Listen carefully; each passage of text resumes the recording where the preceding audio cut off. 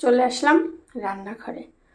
তো এই যে মানে আজকে মুরগি নিয়ে আসছে, সাথে হচ্ছে চিংড়ি মাছও নিয়ে আসছে, আরও অনেক মাছ কিনে নিয়ে আসছে।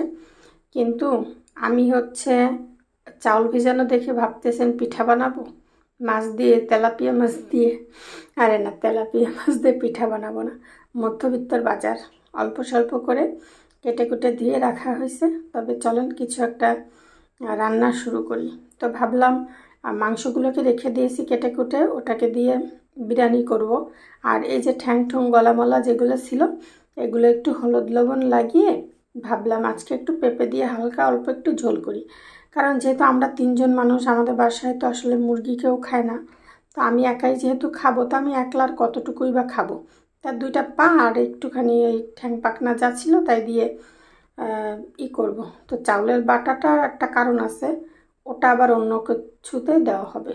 যাই হোক, এবার বিষয়টা হয়েছে কি, এই যে এগুলো আমার অনেক পছন্দ। পা, আর এই যে পাটা পছন্দ, আর পা ওই এটাকে কি বলে আমি জানি না, ডানা মনে হয়। মুরগির ডানা, চলেন হ্যাঁ ডানা মেলে উড়ে যাব আকাশে। তো যাই হোক, আমি এগুলোকে সুন্দর করে ফ্রাই করার জন্য একদম দিলাম। তো ফ্রাই হয়ে গেছে। এবার আমি কি করলাম, পেঁয়াজ কুচিগুলো দিয়ে দিলাম। পেঁয়াজটাকে আর আলাদা করে বাটাবাটির কষ্টটা করলাম না। আর সব কিছু যেহেতু বাটা দেব, তো আমি রসুন বাটাটা দিলাম আর পেঁয়াজ দিয়ে দিলাম, পেঁয়াজ কুচি।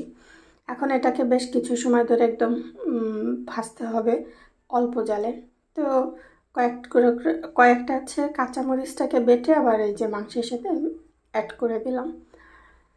তো এখনই মনে হচ্ছে না খাওয়া যাবে, বলেন? এত এত সুন্দর একটা স্মেল আসতেছিল।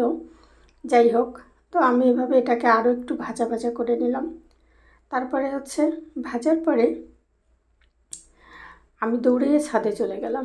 ছাদে কেন গেলাম বলেন তো? ভাবলাম একটু গাছে কাঁচামরিচ দেখে এসেছিলাম, এসে দেখেন পেকে গেছে। কি সুন্দর না, একদম লাল হয়ে গেছে। তারপরে কি করলাম, এগুলো কয়েকটা ছিঁড়ে নিয়ে চলে আসলাম। আমার ছাদে কিন্তু অনেক ফুল গাছ আছে। এই দেখেন কত চমৎকার ফুল ফুটছে। আমি একটু ভালো করে দেখাইতে পারতাম, এদিকে তরকারি যেহেতু চুলা এসে দেখি বেশি লাল লাল হয়ে গেছে, মানে একটু পোড়া পোড়া ভাব। এখানে আমি লাস্টের দিকে আদা বাটা আর হচ্ছে গরম মশলা বাটাটাকে দিয়ে দিলাম।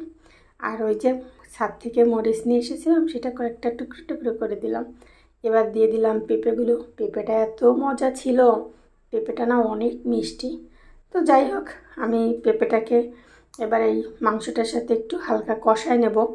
তো কষায় নিয়ে তারপরে হচ্ছে দেখছেন কি সুন্দর কালার আসছে না, পানিটা শুকায় গেছে। এবার আমি ঝোলের পানিটা দিয়ে দিলাম।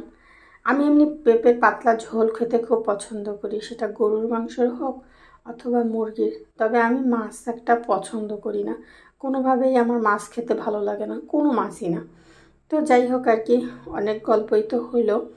এখন এই পেঁপেটা মানে পানিটা একটু বেশি হয়ে গেছে, আর একটু কম দিলে ভালো হতো। আমি শাকে তাই পানি দেই, যখন আম্মু দেখি যে নাই, তখন আমি দৌড়ে এসে শাকে একটু পানি দিয়ে যাই।